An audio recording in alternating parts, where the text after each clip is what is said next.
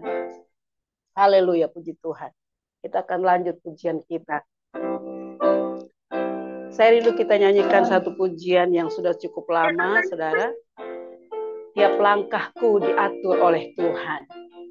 Setiap langkah kita, biarkan Tuhan yang mengaturnya sampai kepada tujuan Tuhan. Haleluya.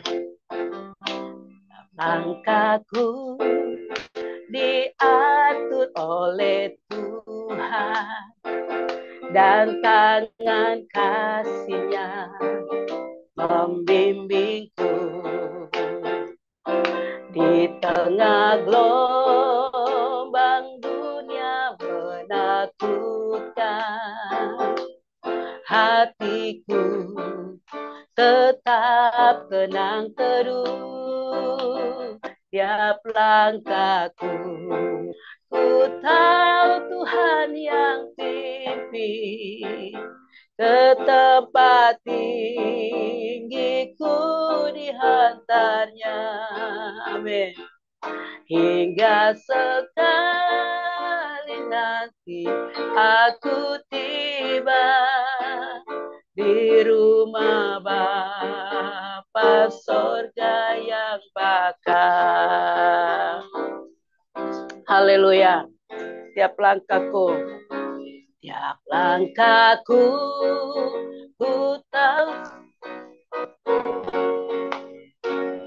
Haleluya Yesus. Amin. Tiap langkahku ku tahu Tuhan yang pimpin ke tempat tinggiku dihantarnya. Hingga sekali nanti aku tiba di rumah Bapa surga yang bakal.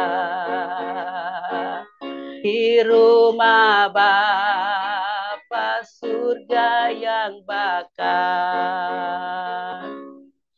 Hanya Yesus, hanya Yesus, hanya Yesus pujaanku.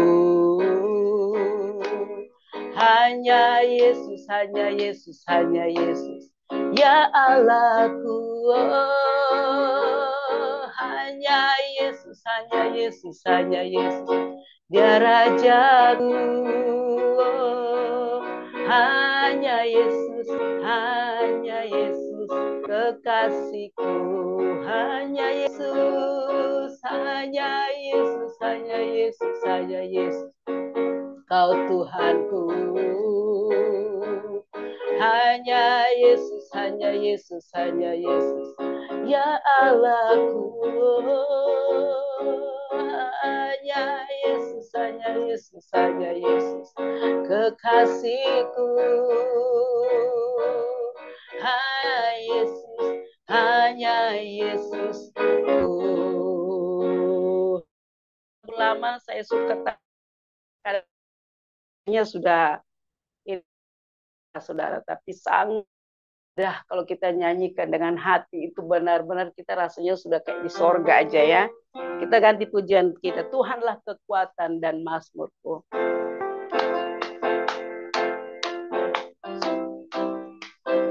Tinggi ya.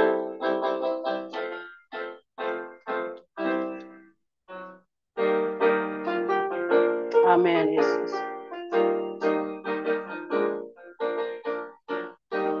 Tuhanlah kekuatan dan mazmurku, ya gunung batu dan keselamatanku. Hanya padamu hatiku percaya, Kaulah menara dan kota perlindungan. Ku mau selalu bersyukur sebab cintamu padaku takkan pernah berubah. Hatiku percaya walau bumi bergoncang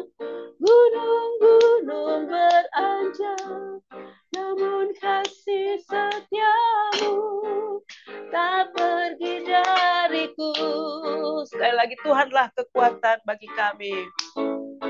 Haleluya. Tuhanlah kekuatan dan mazmurku. Dia gunung batu dan keselamatanku. Amin. Hanya padamu hatiku percaya. Kaulah menara, kaulah menara dan kota perlindungan. Ku mau selalu bersyukur sebab cintamu padaku takkan pernah berubah. Amin.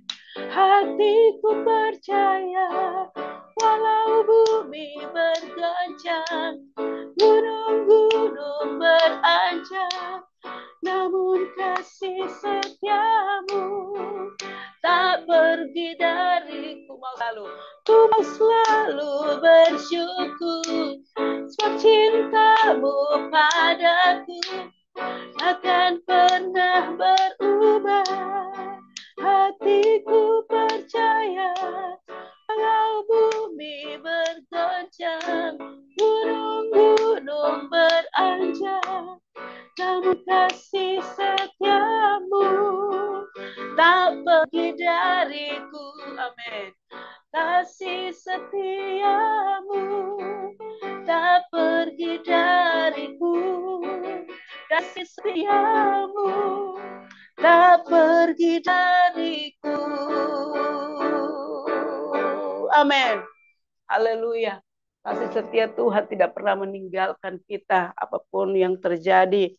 Walau bumi bergoncang, kita percaya kasih setia Tuhan Yesus tidak akan pernah tinggalkan kita. Kita akan siapkan hati kita untuk menerima kebenaran firman Tuhan pagi hari ini. Biarkan Roh Kudus terus bekerja. Haleluya. Bagi Tuhan tidak ada yang mustahil. Ketika firman disampaikan, kita percaya Roh Kudus bekerja.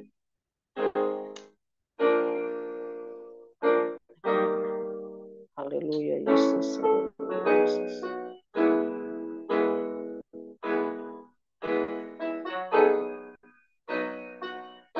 Bagi Tuhan tak ada yang mustahil.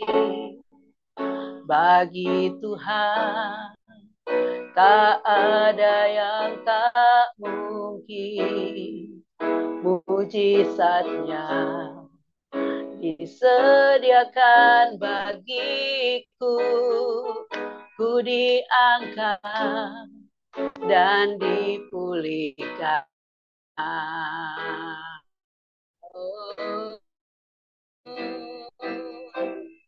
Bagi Tuhan tak ada yang mustahil.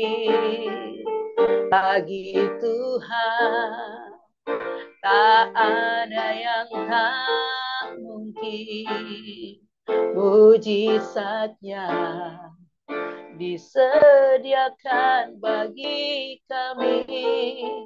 Kami diangkat dan dipulihkannya. Bagi Tuhan tak ada yang mustahil. Amin. Bagi Tuhan tak ada yang tak mungkin. Mujizatnya disediakan bagiku. Ku diangkat dan dipulihkannya. Bapak Ibu, apapun keadaan kita pagi hari ini, tidak ada yang tahu mungkin, tapi Tuhan mengetahuinya. Bila firman Tuhan boleh datang, meneguhkan, menguatkan, menghibur, bahkan menegur. Bila kita mau buka hati kita mau terima setiap kebenaran firman Tuhan pagi hari ini. Sebab tidak ada yang mustahil bagi Tuhan. Tuhan bisa melakukan apa saja yang Dia mau. Haleluya, haleluya. Haleluya. Kami percaya Bapa, janji firman-Mu ya dan amin. Haleluya. Haleluya. Glory.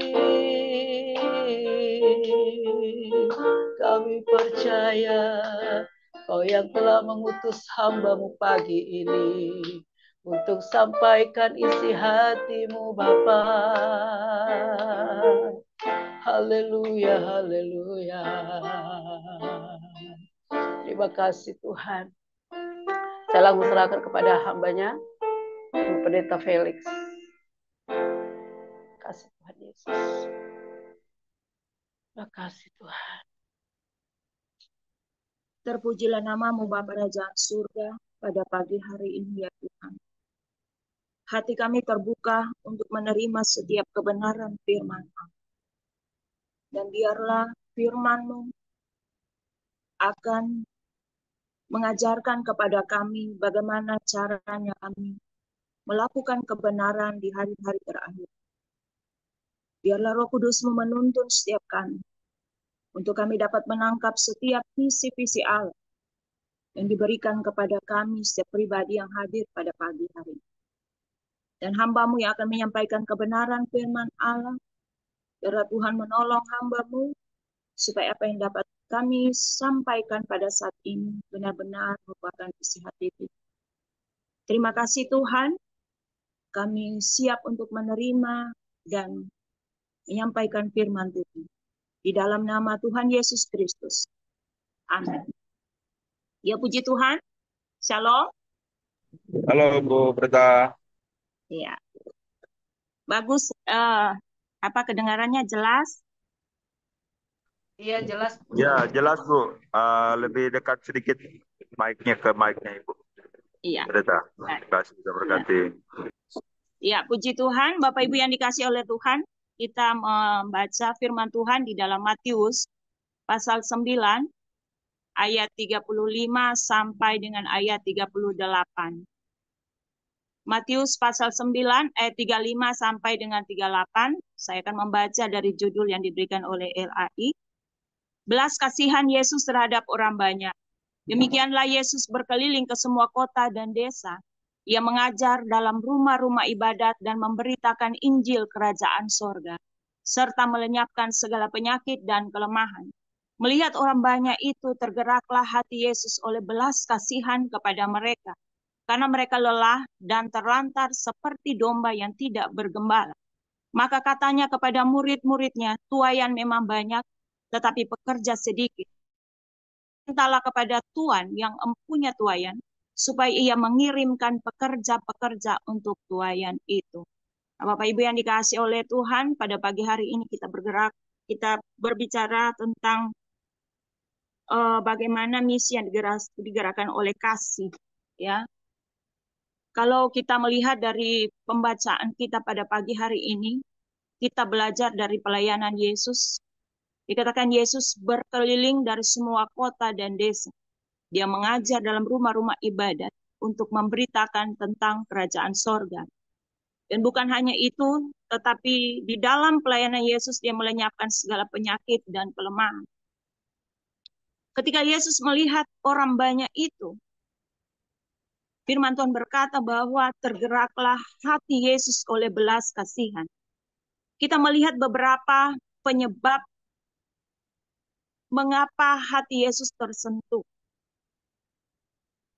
Mengapa hati Yesus tergerak oleh belas kasihan kepada mereka.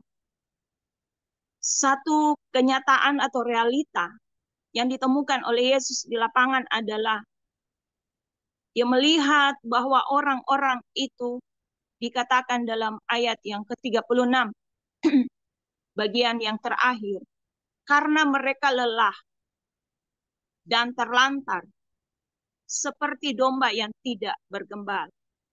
Nah, Bapak Ibu yang dikasih oleh Tuhan, kalau saya melihat di sini ada dua hal ya, dua hal.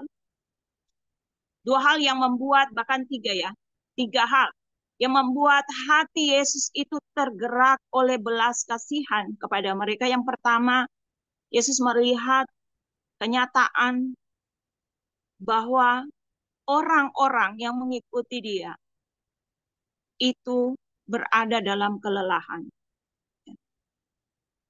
Bisa jadi juga kelelahan fisik karena mengikuti Yesus kemana Yesus pergi. Tetapi kita tahu bersama bahwa Yesus adalah Tuhan yang memiliki ketajaman mata yang sampai menembus ke dalam hati manusia. Sehingga Yesus dapat melihat bagaimana kelelahan jiwanya yang dialami oleh orang-orang yang mengikuti Yesus pada saat itu. Dan hal itu yang membuat Yesus punya hati tidak tahan. Dikatakan tergeraklah hati Yesus oleh belas kasihan karena melihat kelelahan. Mungkin mereka lelah hidup, capek menghadapi hidup ini. Kalau kita kadangkala, kalau saya pribadi kadangkala berjumpa dengan yang namanya ibu-ibu rumah tangga. Belum berbicara banyak hal, baru satu hal sudah sangat melelahkan. Ketika mereka membicarakan tentang isi dapur, bahan makanan, harga yang semakin tinggi, itu sudah sesuatu yang melelahkan bagi ibu-ibu. Belum ditambah lagi mereka memiliki pasangan yang kurang baik, kurang bertanggung jawab, ya, bahkan cenderung menjadi pasangan yang bagaimana, yang suka KDRT atau bahkan selingkuh. Nah, ini adalah hal-hal yang seringkali kita temukan dalam pelayanan kita. Dan ini dikategorikan dengan lelah. Bahkan kalau saya melihat di medsos marak yang namanya bundir, ya, bunuh diri. Banyak orang bunuh diri. Kenapa bunuh diri? Terlilit hutang. Tidak ada yang memberikan solusi. Dan ini adalah termasuk kategori kelelahan di dalam hidup. Karena begitu beratnya beban persoalan. Tidak mampu hidup sesuai dengan kehidupan yang seharusnya. Tidak mampu menjalani hidup dengan persaingan yang cukup ketat ini. Sehingga mereka kelelahan. Dan oleh kenyataan itu membuat Yesus berbelas kasihan melihat keadaan ini. Yang kedua adalah Yesus berbelas kasihan karena melihat mereka yang terlantar. Banyak orang terlantar. Dikatakan seperti domba yang tidak bergembala. Mengapa terlantar? Karena tidak tergembalakan dengan baik. Ya. Dalam pelayanan saya banyak menemukan orang-orang yang sudah berada pada satu gereja lokal. Tetapi ketika saya melayani secara pribadi, ternyata pribadi ini tidak tergembalakan dengan baik. Mengapa tidak tergembalakan dengan baik? Karena kadang-kadang gereja, gedung atau suatu organisasi, ya, biasanya hanya sampai pada satu tujuan, cuma membuat orang itu masuk gereja. Ya. Salahkah kita membuat orang masuk gereja? Tidak salah. Tetapi sangat salah kalau kita membuat orang hanya bisa masuk gereja, tetapi mereka tidak masuk pada kerajaan. Dan pelayanan saya selalu penekanannya adalah soal masuk ke menjadi anggota pada satu gereja lokal itu nomor 2. Tetapi yang utama adalah kepastian bagaimana orang yang dilayani itu sudah pindah keadaannya dari kerajaan gelap, kita memastikan mereka untuk pindah ke kerajaan Allah. Kadangkala ada yang melayani cuma cukup sampai ajak masuk gereja. Sehingga apa yang diucapkan oleh kerinduan Yesus ketika dia mengucapkan kepada Petrus. Yesus berkata, "Hei Petrus, di atas batu karang ini aku akan mendirikan jemaatku dan alam maut tidak menguasainya." Pertanyaannya, gereja yang ada sekarang, apakah gereja-gereja yang ada sekarang adalah gereja yang tidak dikuasai oleh alam maut?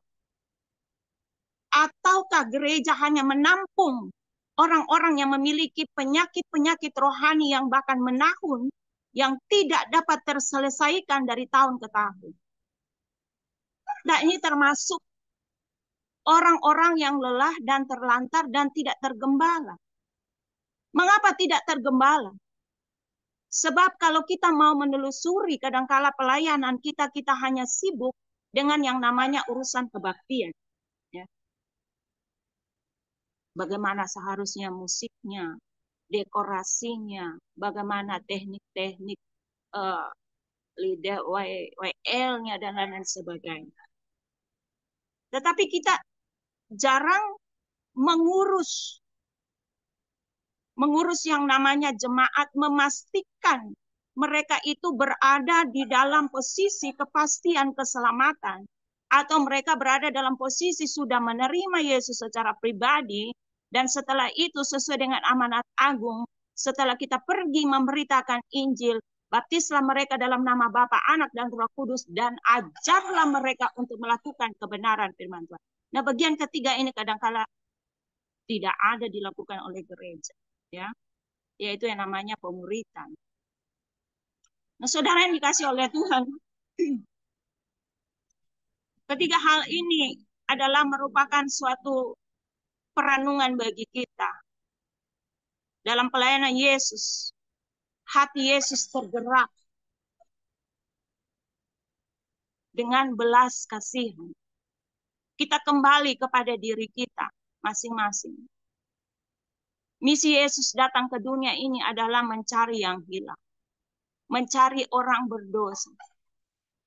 Dan misi itu dibagikan kepada saya dan saudara secara khusus dalam peduli misi desa ini. Saya tahu orang-orang yang ada di peduli misi desa ini adalah orang-orang yang bermisi, orang-orang yang tahu, ya, sudah banyak tahu tentang misi. Cuma mari kita menyegarkan kembali ingatan kita bahwa tujuan Yesus untuk datang ke dunia ini adalah menyelamatkan yang hilang, menyelamatkan orang-orang yang berdosa. Tetapi kadangkala di tengah kesibukan-kesibukan kita,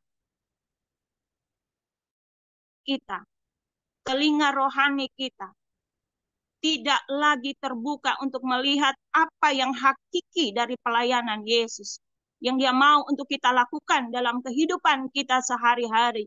Di mana ketika kita memiliki mata Yesus yang melihat, hati Yesus yang melihat dengan penuh belas kasihan, sehingga hati dan mata kita itu akan mampu melihat mana bagian-bagian yang perlu diselamatkan, mana orang-orang yang mengalami kelelahan rohani, mana orang-orang yang mengalami terlantar, ya, mana orang-orang yang tidak tergembala.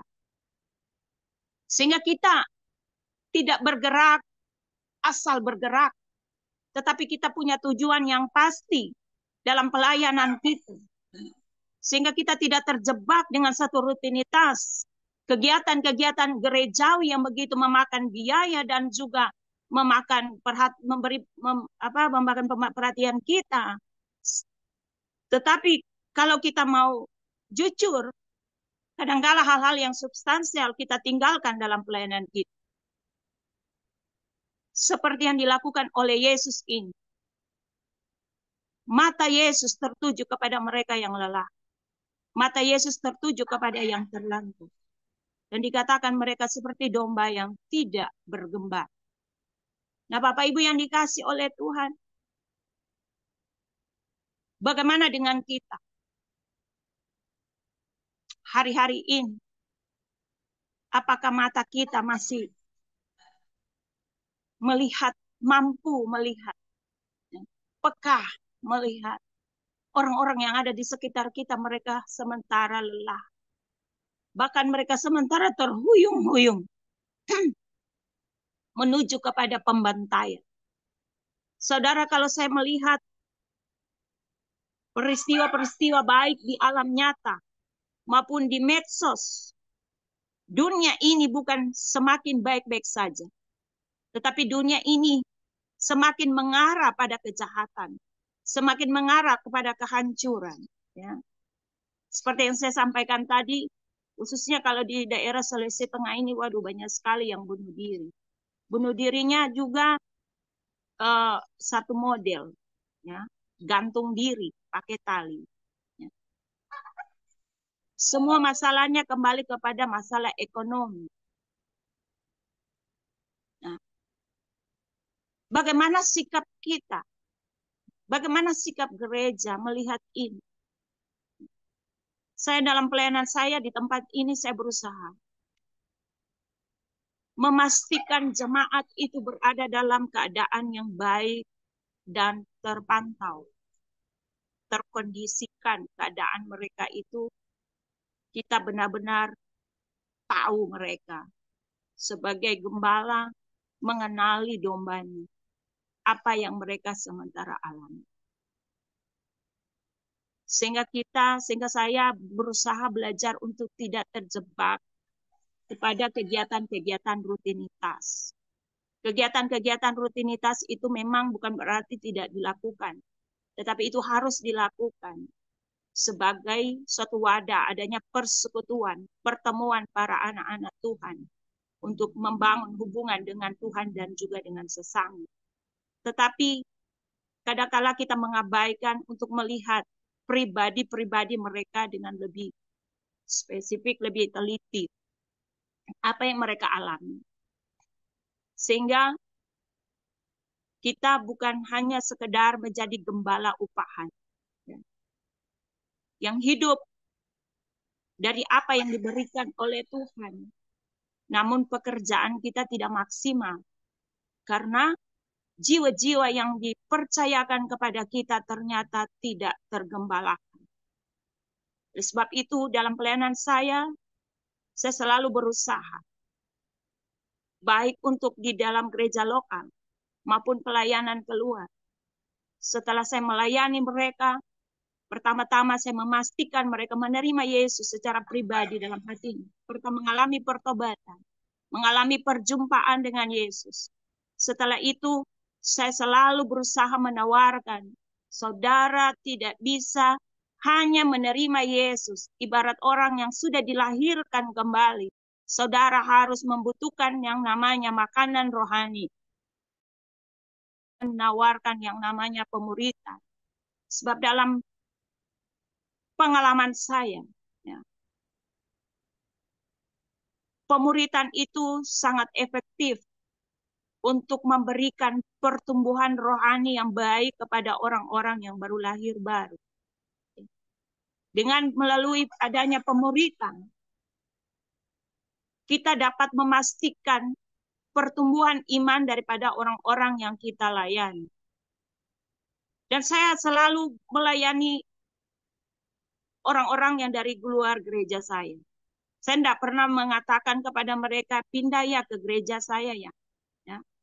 Bahkan satu saat ada orang yang saya layani, dia sakit, dia hampir menjual, dia sudah jual motornya untuk pengobatan, ya, karena sekarang ini, waduh, biaya pengobatan itu sangat tinggi, ya. Saya baru-baru masuk rumah sakit untuk mengobati radang sendi saya di kaki. Untung saya di-cover oleh BPJS, tetapi ketika saya harus perawatan, saya mencari perawatan yang terbaik melalui klinik. Ya, saya ke klinik dan ternyata biayanya wow. Biaya obat itu satu kali ke klinik itu mencapai 2 jutaan. Ya, 1 minggu 2 kali. Jadi biaya kesehatan itu sekarang sangat mahal sekali. Ya. Sehingga saudara yang dikasih oleh Tuhan,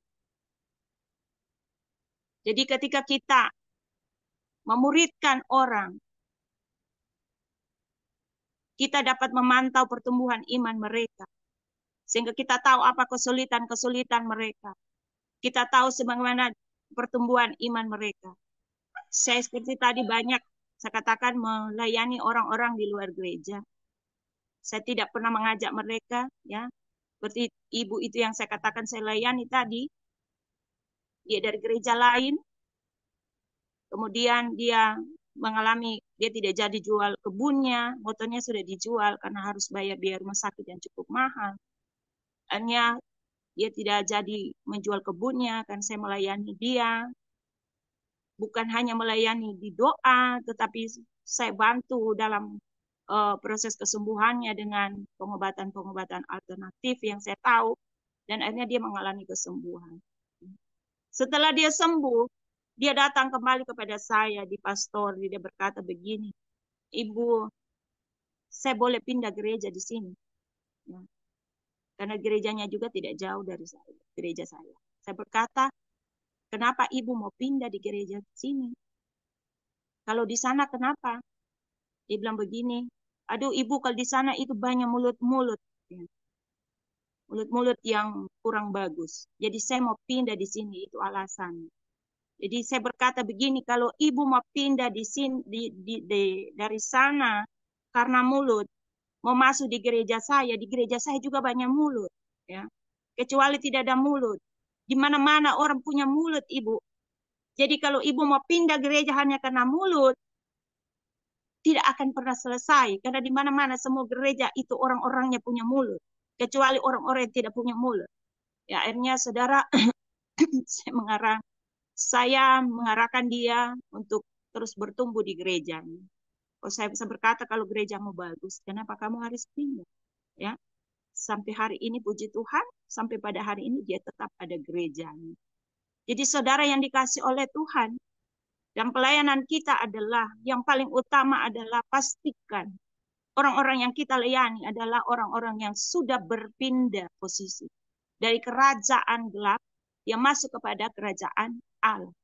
Kemudian untuk urusan dia mau beribadah di mana, kalau dia tertarik, walaupun kita seperti kita sudah berkata seperti ini, kalau dia mau ya dia datang, memang Tuhan percayakan untuk kita gembalakan, ya kita gembalakan.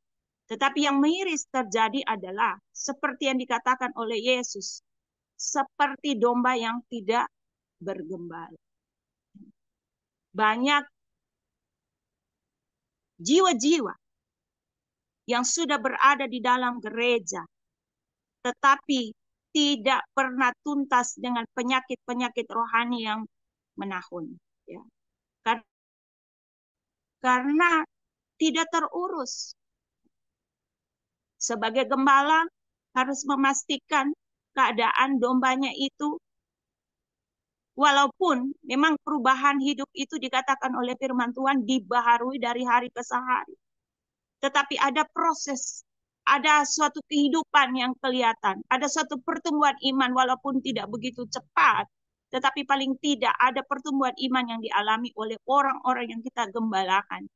Sebab dari buah pelayanan kita, disitulah dilihat kualitas penggembalaan kita seperti apa. Ya. Nah, Bapak Ibu yang dikasihi oleh Tuhan, itu keadaan orang-orang yang menjadi objek pelayanan kita, seperti yang sudah ditunjukkan oleh Yesus, yang membuat hati Yesus itu tergerak oleh belas kasihan. Bagaimana kita bisa mampu melihat mereka yang lelah, melihat mereka yang terlantar. Kita pekah terhadap mereka yang tidak bergembala. Itu dimulai dari hati kita. Kalau hati kita memiliki belas kasihan, hati kita memang betul-betul murni, tidak dimotivasi oleh hal-hal yang lain. Dalam kita melayani pekerjaan Tuhan, memang betul-betul ada suatu dorongan hati yang benar-benar murni untuk melayani Tuhan. Maka mata kita akan melihat mereka yang lelah. Hati kita akan melihat mereka yang terlantar. mata kita juga dan hati kita akan merasakan bahwa mereka tidak tergembala. Sebab jujur saja, Bapak Ibu yang dikasih oleh Tuhan, pelayanan kami di suku Lauje, kami di gereja lokal, di GPPS Bondoyong, membawahi pos PI. Baru-baru kami membuka pos PI satu lagi yang namanya Sibinalatung. Jadi sudah ada 4 pos PI, kemudian ada 3 yang pos-pos yang kecil yang belum dijadikan pos PI sementara di Garap. Ada teman saya, mitra saya di wilayah Tinombo sini, Parigi Motong, dia dari gereja GPDI. Dia juga punya tempat pelayanan yang luar biasa di suku Lauje.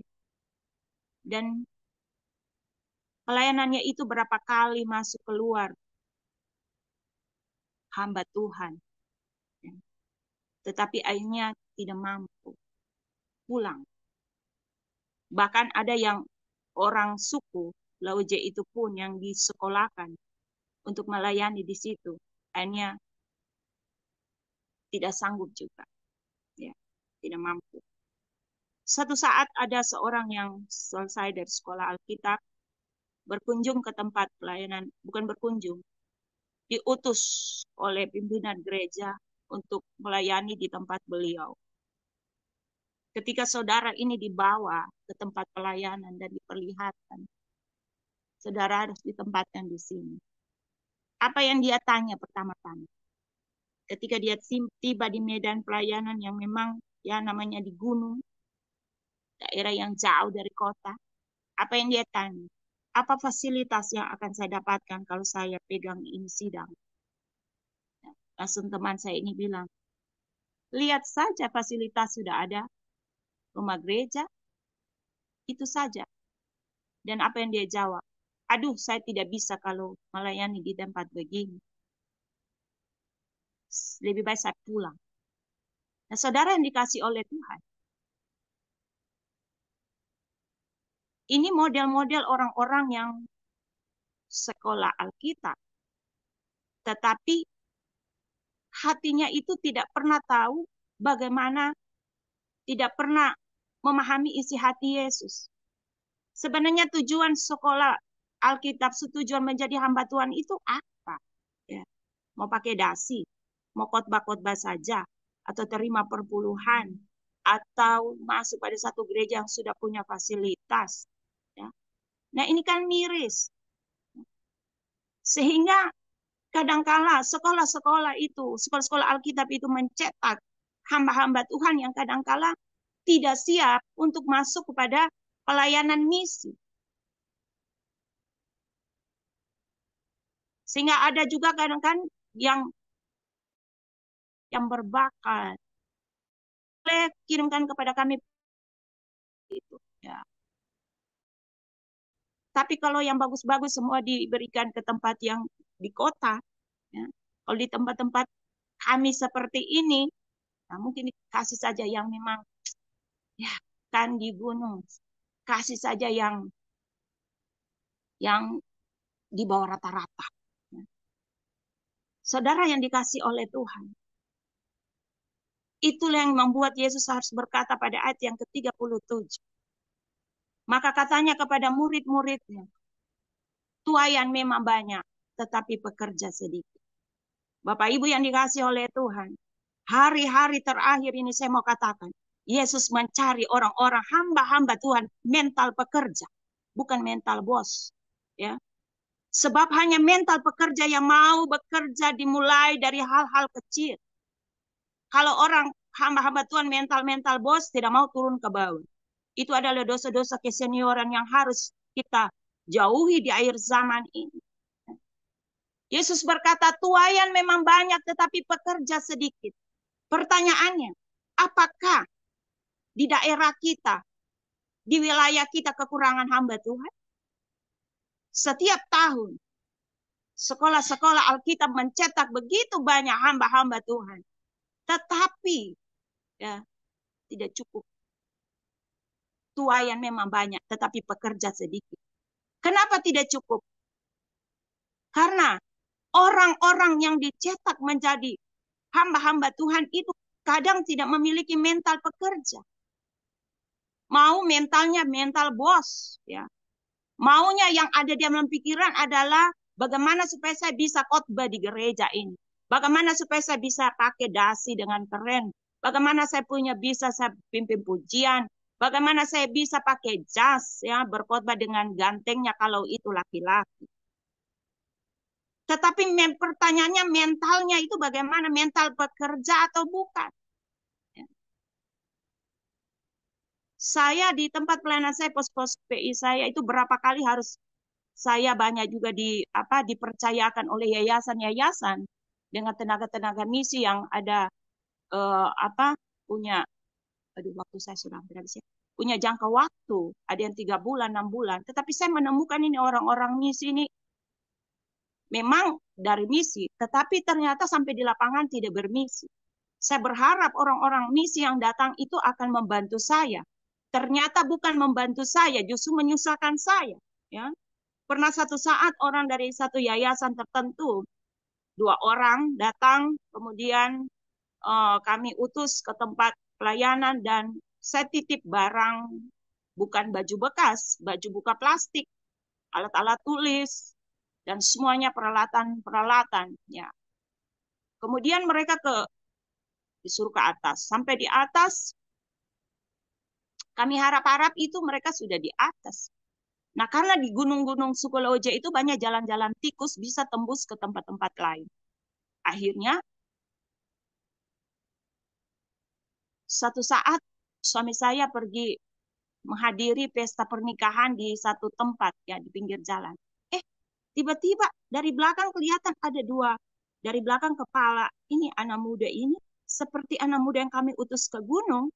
Ya, ternyata mereka ada menghadiri, tidak ada di tempat pelayanan, tetapi ada di tempat pesta. Nah, saudara yang dikasih oleh Tuhan, coba bayangkan. Ya, kami berharap mereka ada di tempat pelayanan, ternyata mereka ada turun di tempat pesta. Ya, dan itu sudah berhari-hari. Oleh sebab itu, Bapak Ibu yang dikasih oleh Tuhan, tidak mudah untuk mendapatkan hamba Tuhan yang mental pekerja. Tetapi saudara yang dikasih oleh Tuhan, sangat tegas Tuhan berkata bahwa tuayan memang banyak, tetapi pekerja sedikit. Yang Tuhan cari adalah mental pekerja, bukan mental bos. Itu sebabnya ayat 38, karena itu mintalah kepada Tuhan yang empunya tuayan, supaya ia mengirimkan pekerja-pekerja untuk tuayan itu. Dia ulang lagi. Ya. Dia sangat tegas dalam hal ini. Pekerja sedikit. Setelah itu dia berkata, supaya kita meminta kepada Tuhan yang empunya tuayan untuk mengirimkan pekerja-pekerja. Ya. Tuhan tidak minta orang yang mentalnya yang hanya mau senang-senang. Tetapi yang Tuhan mau kita meminta untuk tuayan itu. Pekerja-pekerja. Hanya mental-mental pekerja yang dapat menangani orang-orang yang kelelahan. Hanya mental-mental pekerja yang dapat melayani, mengerjakan pelayanan orang-orang yang terlantar. Hanya mental-mental pekerja yang dapat menggembalakan dengan baik dan sempurna. Ya. Saya bergerak di pelayanan misi holistik. Saya tidak hanya mengurus kerohanian mereka. Dan pelayanan saya bahkan harus mengurus KTP mereka. Kesehatan mereka, jaminan kesehatan mereka BPJS. Sebab banyak kali ketika kami mengantar ke rumah sakit, kami harus tinggalkan KTP kami sebagai jaminan supaya mereka dapat dilayani. Dan ini saudara, memang kita berada di pemerintah juga mengurus hal-hal seperti itu. Tetapi kalau di daerah-daerah gunung-gunung ini kadangkala diabaikan. Sehingga kita hamba Tuhan harus turun tangan mengurus hal-hal seperti itu. Ya. Saudara yang dikasih oleh Tuhan, sekali lagi, Tuhan mau kita memiliki mental pekerja, bukan mental bos. Yang cuma tahu duduk, cuma tahu mengurus, tetapi kita mari turun ke bawah. Supaya kita bertemu dengan mereka yang lelah, mereka yang terlantar. Dan kita tahu keadaan orang-orang yang tidak tergembalakan. Ya, saya puji Tuhan dan pos pelayanan, saya selalu berdoa, Tuhan kirim hamba Tuhan yang mental pekerja. Tuhan sudah kirim. berikan saya 4. Ya, 4. 2 itu tenaga dari Surabaya. Mereka itu tinggalnya di mana? Di gunung. Tempat yang tidak ada listrik dan orang dari kota mau memberi diri. Ya. Oleh sebab itu, saudara yang dikasih oleh Tuhan, kalau Tuhan suruh berdoa, minta, dan saya membuktikan Tuhan kasih. Waktu saya memaparkan materi tentang peranan perempuan di gereja lokal, ada salah seorang tamatan sekolah Alkitab Surabaya. Dia mendengarkan, dia melihat apa yang saya paparkan tentang ada PAUD yang kami buka di gunung dan belum ada guru. Saya berkata, siapa yang mendengar ini dan mau menjadi guru? Dia langsung respon. Dia hubungi ketua majelis daerah kami dan dia meminta supaya kalau boleh dia membantu. Saudara, ketika dia bersemula hanya mau membantu menjadi guru, hari ini dia menjadi gembala di pos PI pelayanan kami, namanya pos PI Tengkeu. Dan bukan hanya itu, dia berhasil membawa tunangannya untuk datang ke tempat kami. Dan hari ini saya sudah menikahkan mereka dan mereka suami istri yang bekerja keras di tempat pelayanan kami. Kenapa saya berkata bekerja keras? Karena begitu banyak jiwa-jiwa yang haus, yang terlantar. Mereka harus jalan kaki sampai 2 jam, bukan jalan rata, tetapi mendaki gunung untuk melayani mereka. Bahkan ada perjalanan yang sangat melelahkan, melalui gunung, melalui air. Saudara yang dikasih oleh Tuhan, mental-mental pekerja ini yang Tuhan cari untuk bisa menerobos, mengadakan terobosan-terobosan pada pelayanan-pelayanan dalam kondisi yang tidak memungkinkan. Tetapi karena ada hati yang mau, hati yang penuh belas kasihan, sehingga pelayanan di pelosok-pelosok itu bisa terlaksana dengan baik. Dari PAUD sekolah alam. Kemudian kami juga dapat 1 dari jebolan sekolah pelayanan Palu. Adalah mental pekerja juga. Mau malam, mau siang, mau kalau ada orang sakit, saudara, kadang-kala di sini kita harus memakamkan orang yang sudah 3 hari membusuk, ya, sudah bau, karena mereka itu di gunung, bagaimana mau pakai formalin, ya, saudara. Jadi memang harus siap, karena kebiasaan mereka tidak mau kuburkan kalau belum datang keluarga yang dari jarak berapa hari jalan kaki itu. Harus mereka tunggu. Dan menunggu itu mereka tidak mau memakamkan mereka punya keluarga walaupun lalat-lalatnya itu sudah lalat-lalat yang biru-biru yang besar itu. Sudah di situ bahkan sudah ada belatung-belatungnya. Ya. Jadi hamba Tuhan mana yang mau? Hanya hamba Tuhan yang memiliki mental pekerja, saudara. Tetapi kita tidak akan membiarkan seperti katakan mereka tidak tergembalakan. Mereka yang namanya stigma, pelan-pelan mengajarkan mereka bahwa hal itu tidak baik. Jadi saudara yang dikasih oleh Tuhan, saya mengalami dalam pelayanan ini, meminta kepada yang empunya tuayan, supaya Tuhan mengirimkan pekerja-pekerja, puji Tuhan. Mental pekerja sudah ada 4 orang. Ada yang dari 1 juga seorang guru, tamatan I3, saudara, dia kami kontrak 3 tahun menjadi guru PAUD. Selama kami kontrak,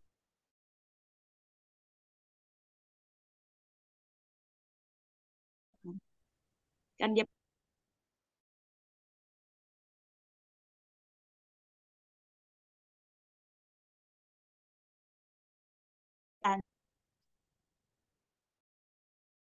gembala. Kasihan mereka tante. Kalau saya cuma 3 tahun di sini, siapa yang lanjutkan? Puji Tuhan. Bapak Ibu yang dikasih oleh Tuhan, hati saya terharu. Karena ada banyak orang-orang muda, ya, orang yang seharusnya berprestasi, orang yang seharusnya menikmati dunia di mana di kota. Tetapi mereka mau memberi diri mereka. Saudara tahu di mana tempat mereka? Di celah-celah batu, di gunung-gunung yang bukan hanya tidak ada tidak ada lampu, tetapi bahkan jarang itu matahari kelihatan karena berada di bawah pohon-pohon yang rindang. Ya. Saudara yang dikasih oleh Tuhan, mari menjadikan kita ini sebagai suatu perenungan, supaya kita sebagai hamba Tuhan, saya berpikir bahwa bukan hanya hamba Tuhan di desa, di pelosok yang memiliki mental pekerja, di kota pun harus memiliki mental pekerja. Berapa banyak waktu kita Mungkin kita hanya banyak waktu di medsos ya, tetapi kita kurang melihat di sekitar kita yang perlu dilihat dengan mata hati kita, mata jasmani kita. Mari kita merubah paradigma kita supaya kita menjadi pribadi-pribadi yang betul-betul berguna, betul-betul dapat bersinergi dengan pelayan-pelayan yang lain yang memiliki hati misi, dan betul-betul dapat bekerja sama dengan Tuhan di dalam membawa dunia ini, orang-orang yang ada dalam dunia ini untuk masuk dalam kerajaan Allah. Terima kasih, puji Tuhan, sampai di sini kebenaran firman Allah. Amin. Namamu Bapa dalam kerajaan surga, kami sudah mendengar isi hati Allah yang Engkau bagikan kepada kami, kiranya ini menyentuh roh kami, membuat kami berubah dalam pandangan kami, supaya kami memiliki hati yang penuh belas kasihan, seperti yang Engkau miliki. Gerakan hati kami untuk melihat orang-orang yang lelah di sekitar kami, untuk melihat orang-orang yang terlantar, bahkan tidak tergembala. Jika kami seorang gembala ya Tuhan, berikan pemahaman kepada kami, supaya kami mulai mengatur manajemen dalam penggembalaan kami, supaya kami benar-benar menggembalakan setiap domba-domba yang dipercayakan kepada kami dengan penuh tanggung jawab. Berkati kami Tuhan yang hadir di Zoom ini, supaya kami memperoleh satu pencerahan daripada Allah. Ada suatu rema yang Tuhan taruhkan di dalam roh kami. Dan buatlah itu sebagai suatu api yang menyala-nyala. Sehingga biarlah roh kami menyala-nyala dan kami terus melayani Tuhan. Dan kami sejalan, kami sepikir, kami memiliki tindakan yang sama dengan apa yang Allah ingin kami kerjakan. Bapa juga Engkau memberkati peduli misi desa ini sebagai suatu sarana pertemuan, perbincangan untuk memperbincangkan pekerjaan Tuhan. Sebagai suatu wadah untuk kami berbagi kasih di dalam sharing firman Allah, sharing pelayanan. Tetapi kami hamba berdoa bukan hanya sampai pada suatu pertemuan, perbincangan atau apapun Tuhan. Tetapi biarlah doronglah kami supaya kami menyatakan, merealisasikan di dunia nyata dalam pelayanan kami, bahkan di sekitar kami. Terpujilah namamu Bapa dalam kerajaan surga. Tuhan memberkati pengurus dari peduli misi desa. Dari Bapak Amir Aritonang, Tuhan memberkati. Sebab visi-visi Allah terus diberikan. Bahkan kepada kami semua hamba-hamba Tuhan yang mengikuti acara ini. Semua kami diberkati oleh Allah. Terima kasih untuk kebenaran-Mu. Di dalam nama Tuhan Yesus Kristus kami mengucap syukur. Haleluya. Amin.